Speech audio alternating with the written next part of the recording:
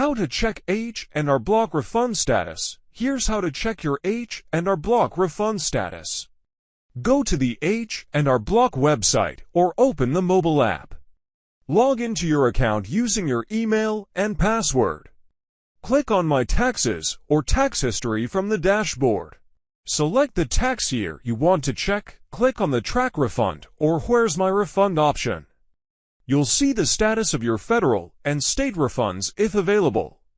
For more accurate results, visit the IRS Where's My Refund page. Then enter your SSN, filing status, and exact refund amount to check. The IRS site will show if your refund is received, approved, or sent. Refunds usually arrive within 21 days for e-filed returns. If you chose Refund Transfer, H&R Block will deduct fees before deposit.